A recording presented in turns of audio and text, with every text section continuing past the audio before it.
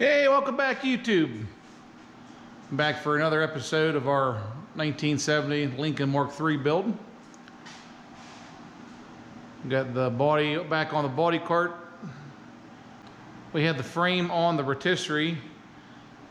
Our last video there, Blake was painting it. So got it back off the rotisserie.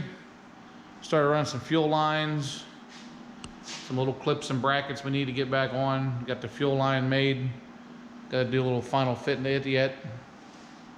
Got the proportioning valves on, and got all new bushings and ball joints in our control arms. Got our spindles cleaned up. We're getting ready to do one of my favorite things, is put these coil springs in. We took these off just like this. I chained the frame down to the lift.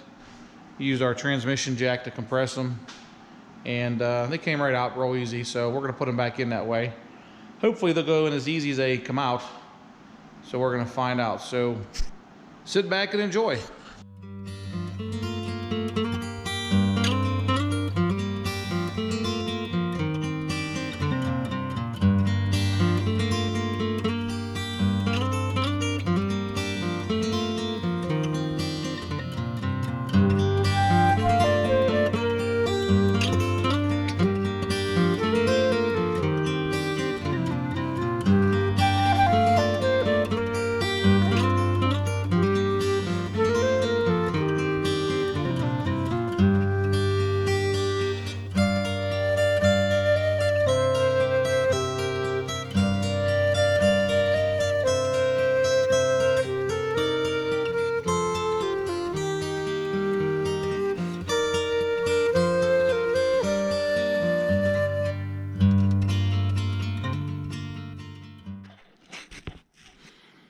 All right, guys, we got this side all together.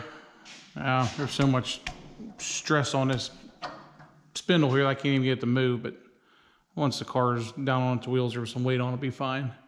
But I tried to put it on the way the manual says.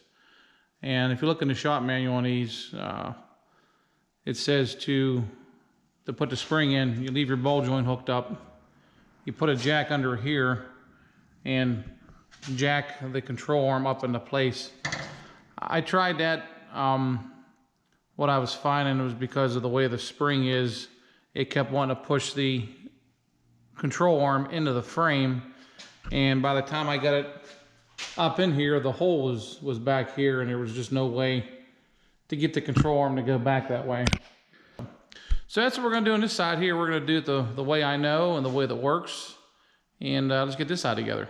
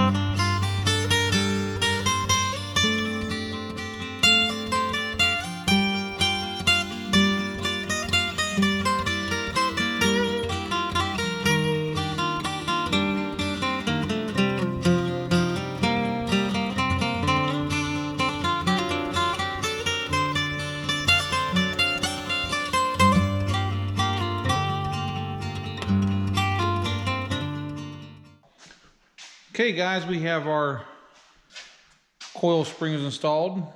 Did it pretty safely. Nobody got hurt and nothing broke. So we got these done.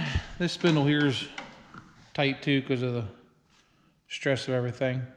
We got the frame all painted, all detailed all together. Got all new fuel lines, all new brake lines on it. Rebuilt the suspension, all new bushings, all new ball joints. New shocks all the way around, new brake hoses, new calipers. Everything's been taken apart, detailed, and put back together. Even on the back here, we replicated the Ford red oxide center section on the rear ends.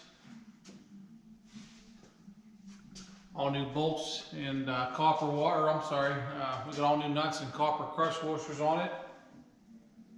So let's lower it down here and take a little closer look at it on the top side.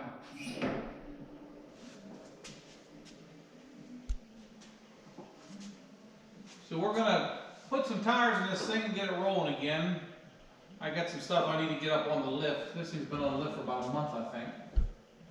So we're gonna put just some roller tires we have on it and put it on our vehicle dollies here and roll it out of the way.